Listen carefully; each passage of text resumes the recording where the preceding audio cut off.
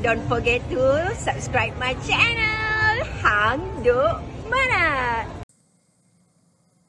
Assalamualaikum, selamat datang lagi ke channel Hang Duk Mana. Mari kita dengar respon Iswadi menghadap isu akaun dibeku Aman Palestin heret SPRM ke mahkamah. Aman Palestin berhak memfailkan semakan kehakiman terhadap tindakan SPRM membekukan 41 akaun bank miliknya dan entiti syarikat lain membabitkan wang berjumlah 15 juta. Okey tuan-tuan, mari kita dengar respon daripada Iswadi Moni. Dia akhirnya kita komen macam biasa. Baik, Aman Palestin.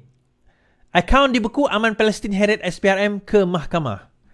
Aman Palestin memfailkan semakan kehakiman terhadap tindakan SPRM membeku 41 akaun bank miliknya dan entiti syarikat lain membabitkan wang berjumlah 15 juta ringgit.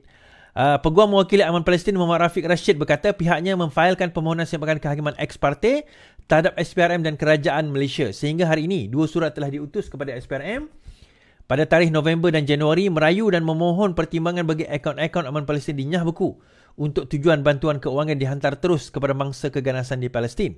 SPRM tidak menjawab, krisis kemanusiaan meruncing dan ratusan mati setiap hari, katanya. Pembekuan akaun Badan Amal di Palestin itu dibuat berhubung siasatan penyalahgunaan wang derma yang dibuat di bawah Akta SPRM 2009, Akta Pencegahan Pengubaran Wang Haram, iaitu Amlati FPUAA. Suara okey ke? Suara dengar ke? Tolong share tuan-tuan. Tolong share. SPRM juga telah merekam beberapa keterangan saksi penting dan siasatan awal telah mengenal pasti beberapa isu melibatkan penyelewengan dana dianggap berjumlah 70 juta yang disalur bagi tujuan selain objektif penubuhan syarikat berkenaan. Aman Palestin ditubuhkan 2004 bagi menyalurkan bantuan kepada kemanusiaan di Palestin. Baik. Antara dia macam ni tuan-tuan. Isu dia, okey, mana saya nak mula ni? Pembekuan pertama sekali timbul di dalam Aman Palestin sendiri. Isu yang dikatakan, ada yang mengatakan bahawa dana yang digunakan di dalam Aman Palestin itu telah disalurkan ke tempat lain. Ada dana itu, kita tak menafikan ada dana tersebut yang disalurkan ke Palestin. Kita tak kata semuanya disalur tempat lain. Tetapi ada di antara dana tersebut digunakan. Antaranya katanya, saya baca, pembelian emas, jonggong emas, pelaburan dan sebagainya. Benda yang tak sealiran dengan objektif syarikat tersebut, tujuan syarikat tersebut memungut derma. Now, soalan timbul. Syarikat Aman Palestin Berhad bukanlah sebuah NGO ataupun bukanlah sebuah yayasan. Ia beroperasi sebagai sebuah syarikat. Okay? Dia beroperasi sebagai sebuah syarikat. Now, timbul persoalan, adakah syarikat terikat sebagaimana sebuah pertubuhan atau NGO? Saya bagi contoh, katakanlah NGO ini terima dana daripada pimpinan ataupun YB ataupun ahli parlimen pemerintah, katakan untuk NGO. Okey, kata ini contoh. Katakanlah ahli parlimen bagi duit 20,000 kepada NGO tersebut. Kemudian NGO tersebut katalah daripada jumlah 20,000 itu 10,000 dia belanjakan untuk program. 5,000 dia masukkan balik ke dalam akaun ahli parlimen tersebut. Ataupun dia bagi secara tunai kepada ahli parlimen walaupun tak masuk akaun.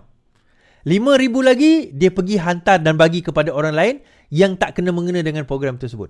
Soalan dia, adakah itu dikira sebagai melanggar undang-undang? Actually, dia depends. Dia kalau kata untuk rasuah, kalau dia bagi balik kepada ahli parlimen tersebut, ya, itu dikira sebagai seolah-olah rasuah. Itu adalah kira rasuah lah, senang cerita. Tetapi satu lagi akta yang dikena yang akan kait sekali dengan rasuah adalah yang AMLA tadi tu. Any Money Laundering Act. Pengubahan wang haram. Pengubahan wang haram ini berlaku apabila satu transaksi itu pergi ke merata-rata tempat dan kita tak tahu atas tujuan apa. Dia tak ada clear sebab kenapa dia nak pergi ke akaun-akaun tersebut. Baik, now NGO kita jelas. Sebab purpose dia jelas, tujuan dia jelas, program dia jelas, semua itu jelas. Tetapi timbul satu persoalan, bagaimana pula dengan syarikat? Adakah syarikat juga tertakluk kepada perkara yang sama? Kerana syarikat, walaupun dia bukan milik, maksudnya dia dan juga owner ada dua entiti berbeza, Tetapi dalam masa yang sama, syarikat itu berhak nak menentukan dia nak laburkan duit tersebut ke mana saja. But then again, timbul satu persoalan. Betul, kalau sekiranya duit tersebut adalah duit proceed daripada perniagaan. Dia berbeza kalau duit tersebut adalah dana yang dikumpul daripada awam. Timbul persoalan. So yang inilah di mana SPRM dan juga mahkamah terutamanya akan menentukan sama adakah proceed ini boleh dikira diletakkan sebagai di bawah amla, dan kalau amla maka sah ia dibekukan. Kalau betul dia di bawah amla, maka SPRM punya hak membekukan dana ataupun akaun tersebut. Tapi kalau bukan, maka ia hendaklah dinyah bekukan. PKR gantung tugas Ginny Lim sebagai ketua cabang Alur Gajah. Kedudukan naib pengurusi PKR Melaka Ginny Lim sebagai ketua cabang parti itu, kawasan Alur Gajah, digantung selama 12 bulan bermula 7 Januari. Setiausaha PKR Melaka Muhammad Asri Ibrahim mengesahkan perkara tersebut kepada Malaysia Kini. Saya boleh sahkan Ginny digantung jawatan sebagai ketua cabang selama 12 bulan. Keputusan dibuat oleh Lembaga Disiplin pada 7 Januari.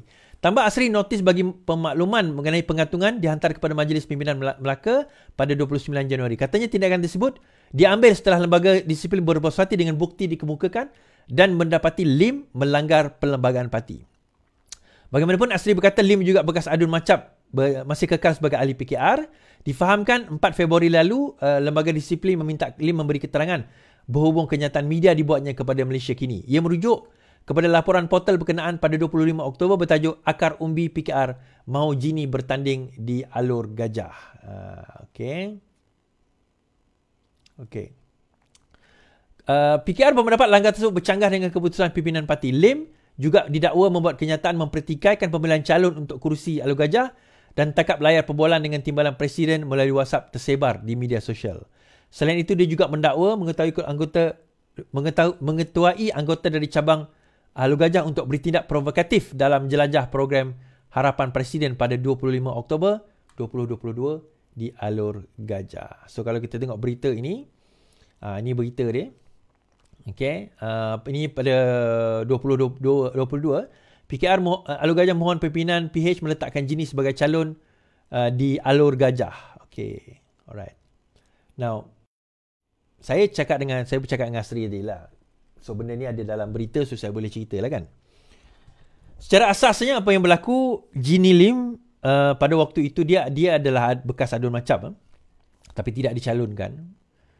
Kemudian apa yang berlaku pada pilihan raya lepas, PRI 15 yang lepas, beliau telah memohon untuk bertanding di Alur Gajah. Beliau bukan ahli parlimen sebelum ini, beliau adun. Cuma dia kata diminta kerusi Alur Gajah. Tetapi perbincangan dengan Pakatan Harapan mengatakan bahawa kerusi Alur Gajah itu milik amanah. So dia dengan sendirinya, dan dia mesej lah timbalan Presiden Rafizi minta supaya kerusi itu, timbalan Presiden kata itu kerusi amanah. So tak boleh nak bagi pada dia. Itu memang dah perbahagian sedemikian.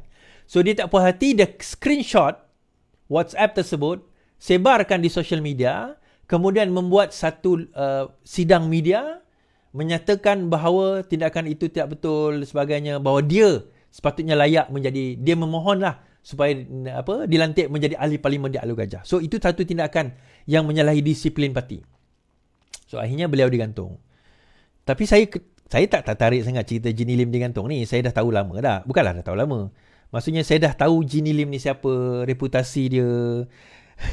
Saya ingat lagi masa PRN Melaka dulu, dia dengan beberapa orang, kalau dulu Rafizi cerita kan. Saya ingat minta maaf lah Ginny you my friend, tapi I kena cerita jugalah. Ada beberapa orang yang mengepung Anwar. Anwar pergi ke mana semua dia nak kepung sebab nak melobi seat. So aku ada kat situ, aku boleh tengok lah. Tetapi poinnya dekat sini tuan-tuan, ini disiplin. Tapi saya nak imbau apa yang berlaku pada saya pula lah. Dia ni tak apalah, bekas adun kan, ketua cabang pula tu. Ketua cabang Alur Gajah, lepas tu bekas calon, bukan bekas calon, bekas adun. Bekas adun tak dicalonkan selepas itu, tapi bekas adun di Melaka, okeylah, dia adalah dia punya disiplin. Tetapi masa kena kat saya ingat lagi, saya digantung tak bagi tahu berapa lama sebelum bicara. Sekurang-kurang Ginny Lim ni digantung selepas bicara. Kan? Saya digantung sebelum bicara. Jadi saya pelik. Kan? Saya digantung sebelum bicara. Setelah bicara, didapati tidak bersalah. Okey, tak apalah. Tapi saya digantung berdasarkan peruntukan khas. Dia satu peruntukan khas di mana seorang ahli itu boleh digantung sebelum bicara. Dan saya digantung 1 tahun. Dia tak bagi tahu digantung 1 tahun. Dia bukan digantung lah. Maksudnya saya tak boleh menyertai dan juga bercakap soal parti, kira digantung lah kan. Sehinggalah saya dipanggil. Dan saya dipanggil itu setahun kemudian. Dan saya terlepas 3 pilihan raya. Saya terlepas pilihan raya umum. Saya terlepas pilihan raya negeri. Saya digantung seminggu sebelum PRN Negeri Sarawak. Saya digantung sewaktu pilihan raya umum. Dan saya digantung sewaktu pemilihan parti. So, 3 pilihan raya saya terlepas pada waktu itu. Kemudian bila bicara, 5 kes, 5-5 dia dapati tidak bersalah. Tapi interesting lah. Yelah, tapi sekarang ni pimpinan dah bertukar. Yang tu pimpinan sebelum itu. Bagaimana someone like me yang tak ada apa ni, padahal masa itu saya tak ada pegang apa-apa jawatan. Saya hanya ahli biasa. Tetapi itu hukuman kepada saya. But then still I'm here lah. Kita saya baca detail sikit lagi. Peguam mewakili Aman Palestin Muhammad Rashid Ali berkata pihak yang memfailkan permohonan sembakan kehakiman Act Parti terhadap SPRM dan Kerajaan Malaysia. Sehingga hari ini, 2 surat telah diuturkan ke SPRM pada 27 November dan 9 Januari 2024 merayu memohon pertimbangan bagi akaun Aman Palestin dinyah bekukan untuk tujuan bantuan kewangan dihantar terus kepada mangsa kekerasan perang di Palestin. Akhirnya tuan, mari terus menyokong kajian Abu Badana PMN Ibrahim. Assalamualaikum.